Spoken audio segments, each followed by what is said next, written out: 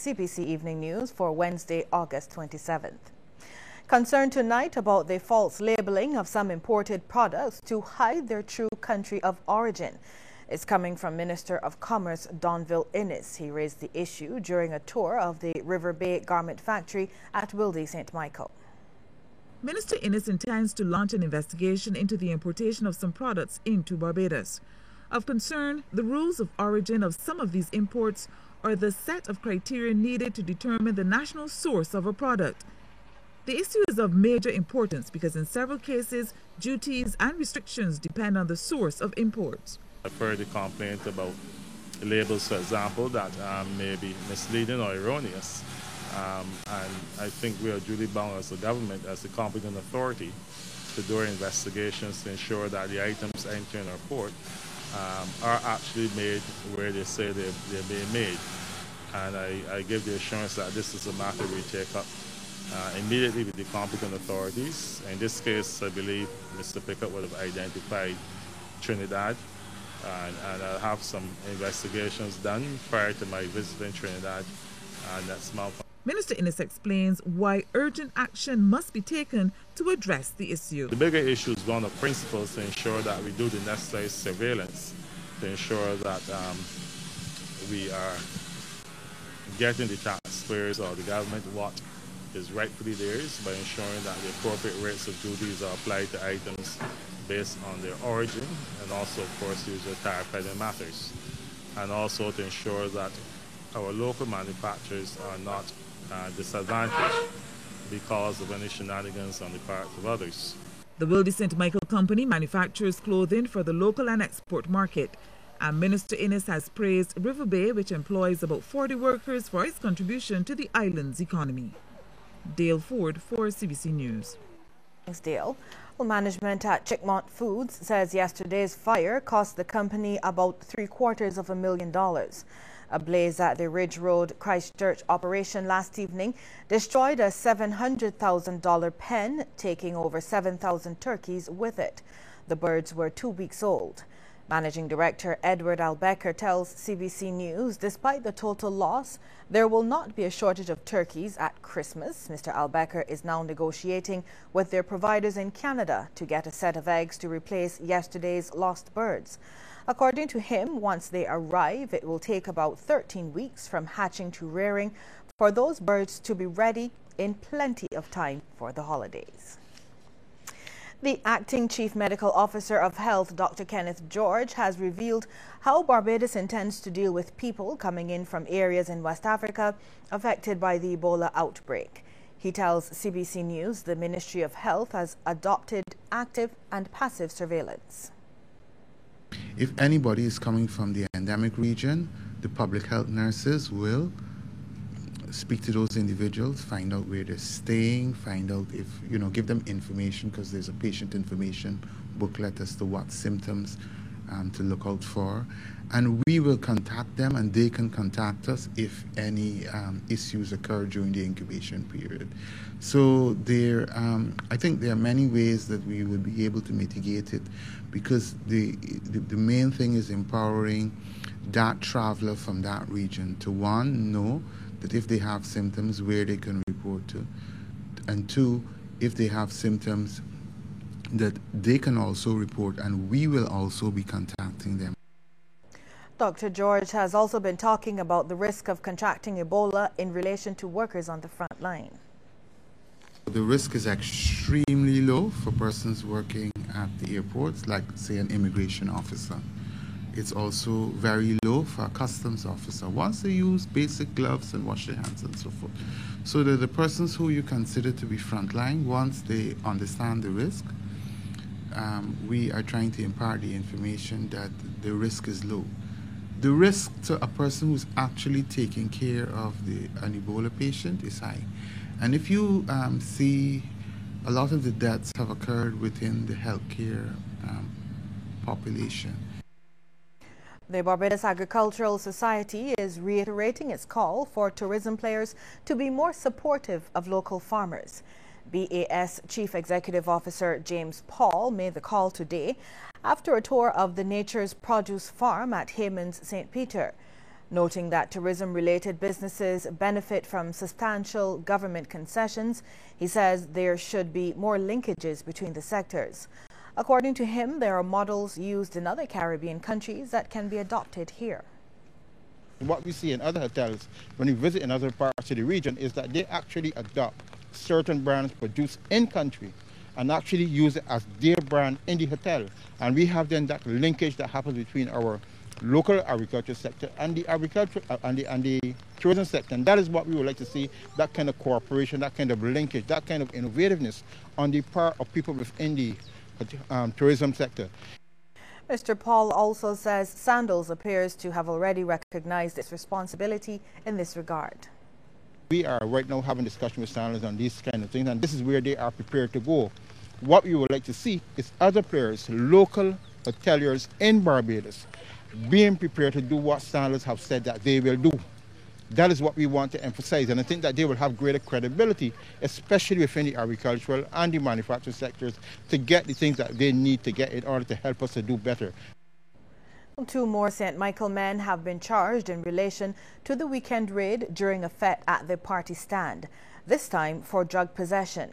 According to reports from lawmen this morning, 25-year-old Kwame Cox of Jackson allegedly had 45 grams of cannabis on his person. Rasbeja Gobo Prince, 30 years, of Wharfdale Road, Pinelands, was also allegedly found with just over 17 grams of cannabis in his possession. Cox and Prince were charged separately with possession, intent to supply and trafficking. 3 men in total have now been arrested and charged in connection with the raid. 19-year-old Kimo Avery Grant of Grisette's Main Road, accused of concealing a .32 revolver and ammunition on his person, was yesterday remanded until September 23rd. This after appearing before Magistrate Grevny Bannister on charges of illegal possession of a firearm and unlawful possession of ammunition without a permit. Prime Minister Frendel Stuart is now in a better position to present the views of civil society in Barbados when he makes his input at the upcoming 3rd Global UN Conference on Small Island Developing States, or SIDS. Mr. Stuart was presented with a copy of the report on the National Civil Society Organizations Consultation on SIDS and the post-2015 Development Agenda processes on Monday evening at government headquarters. Approximately 44 people from 22 organizations took part in the recent civil society consultation. The primary objective of the meeting was to ensure the development of a strong and coherent civil society position on the sustainable development priorities for Barbados. Now, Mr. Stuart stressed that sustainable development was an important issue for all SIDS.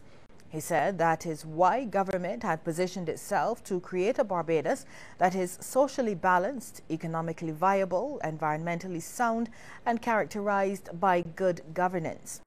Meantime, Special Envoy to Caribbean Youth Environment Network on SIDS, Stefan Knights, applauded government for taking meaningful steps to assist civil society in creating a platform through which citizens could share their views on issues that would impact their lives.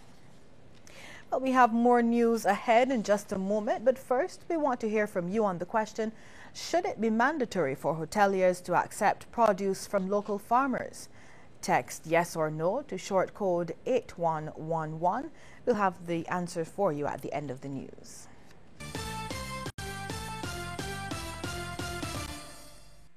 When you are feeling a little low, itching and scratching, and you feel the pain in your tummy, you may have worms, so tell your mommy. You may even feel a little queasy, cause you may have a runny tummy. When you feel the pain in your tummy, you may have worms, so tell your mommy. Anyone can have worms. 1 dose of Centel eliminate most common intestinal worms. Deworm your family with Centel twice a year.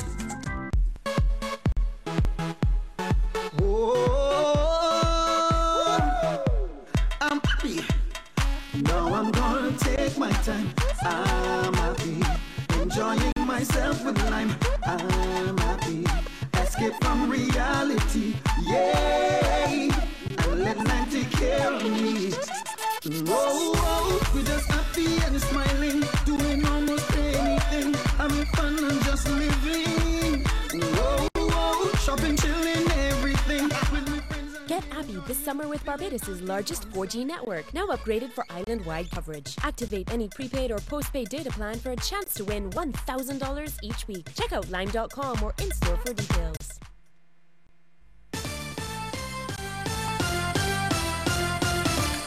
Cropover stakeholders have been weighing in on some recent announcements ahead of yet next year's season. Among the changes, the removal of VAT and other concessions and changes to the days for four-day morning and pickety crop finals. As much as $150,000 to put a small Kadooment band on the road, more for some of the bigger party bands, and this is difficult even with sponsorship. So when Culture Minister Stephen Lashley announced that the long sought after VAT and other concessions for band leaders and others should be in place for next season, the news was welcomed.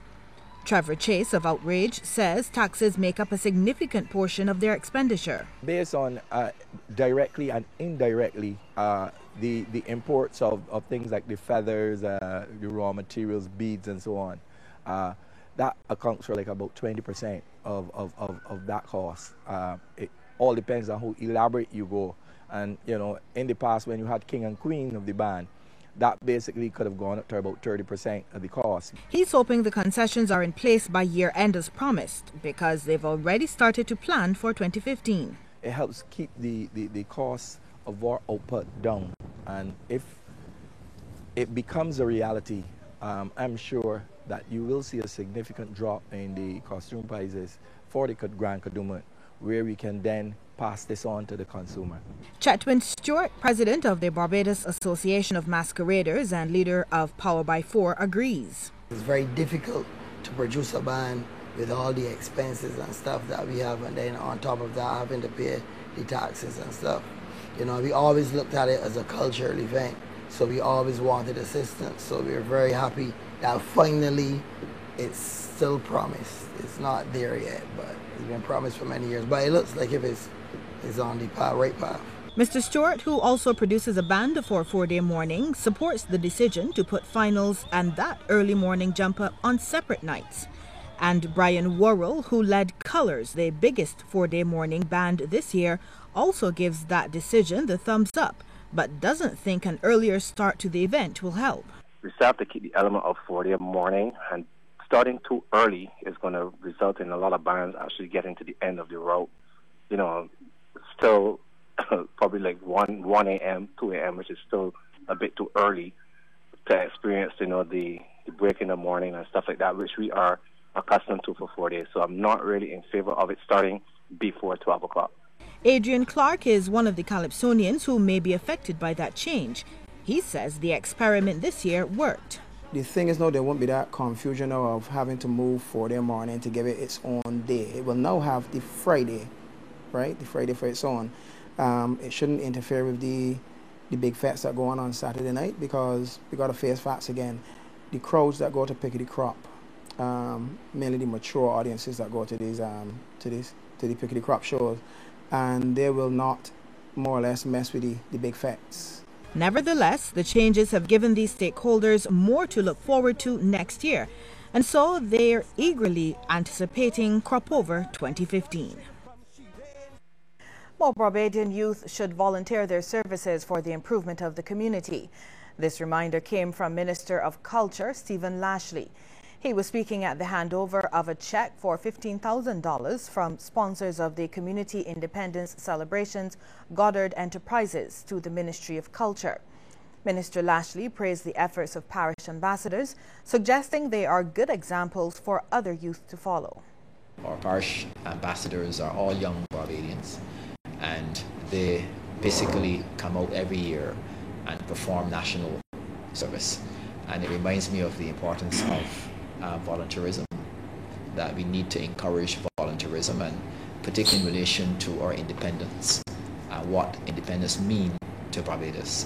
It reminds us of the importance of giving back to our community, not asking what our country can do for us, but asking and certainly putting forward what we can do for our country. Mr. Lashley added that the celebrations, which begin this weekend, should be used to remember the sacrifices of past Barbadians in bringing us thus far. He suggests that only then will Barbadians be motivated to build on those successes.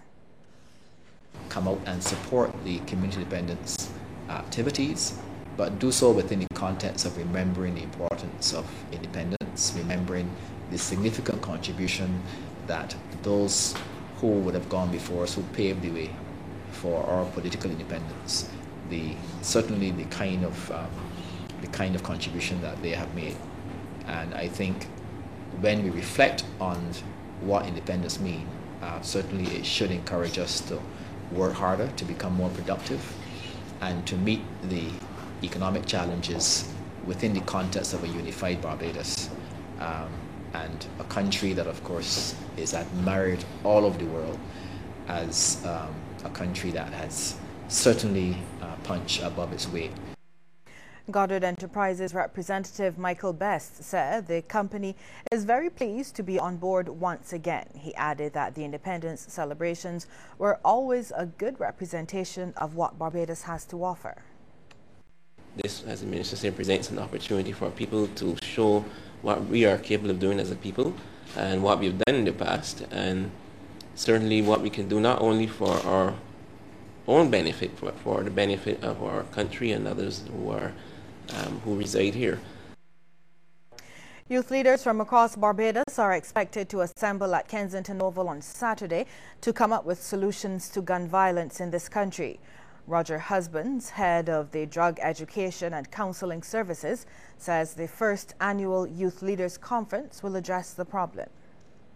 This training will basically be on basic counseling, handling crisis interventions, basically looking at topic headings in terms of what topics do we teach our young people, helping them to deal with family interventions, how to deal with problems within the homes, how to address things like rape and incest and drugs and gangs and violence. A world-renowned herbalist is in Barbados to help Barbadians suffering with diabetes and other chronic illnesses.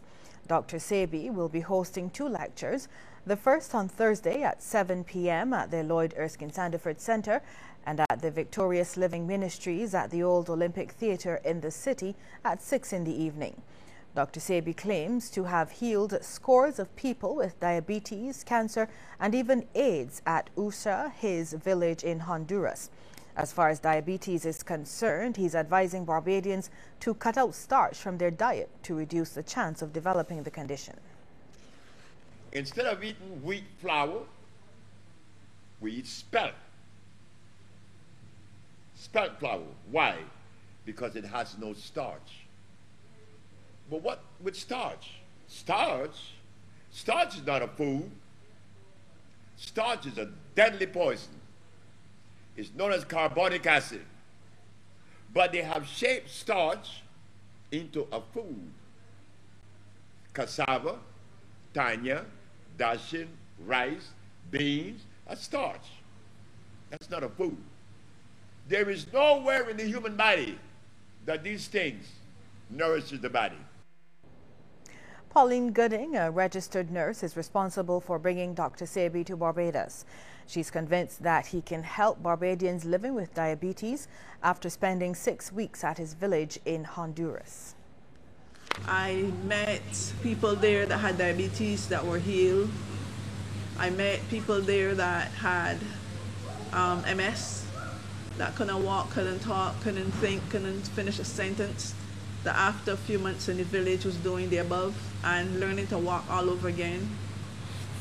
I met so many interesting people there, but most of all, I said to Dr. Sebi during our conversation, I said, my people are dying every day from the complications related to diabetes. Diabetes is the first thing that jumped out at me at the time because I realized the amputation rate in Barbados is high. The SAVE Foundation estimates that 28 people were murdered in Barbados between September 3rd last year and now. And in light of these statistics, the September 3rd Foundation has stepped up its efforts to make Barbadians aware of violent crimes in the island. The 2 organizations have again come together to commemorate the tragic death of 6 young ladies who perished after the Tudor Street store, Campus Trends, was firebombed during a robbery. David Commission is the coordinator of the September 3rd Foundation, which was formed as a direct result of that incident. And he says with their best efforts, the murder toll continues to rise and stores continue to operate without observing proper safety measures. The attorney at law says 6 civil suits launched in the names of the young women will be consolidated, and he said that is one of the concerns to be addressed. We remain very disappointed that 4 years after the Campus Trends tragedy, that it seems to us that precious little has been done to rectify that substandard condition that prevails in so many commercial buildings in Barbados. Again, that is one of the issues that was raised in the lawsuit, and but it's sad that it might take a lawsuit to bring the corrective action to that issue. In memory of the young women, a special event will be held in Hero Square, the highlight of which is a minute's silence being observed. On Sunday, local churches have been asked to reflect on the issue of violence and crime.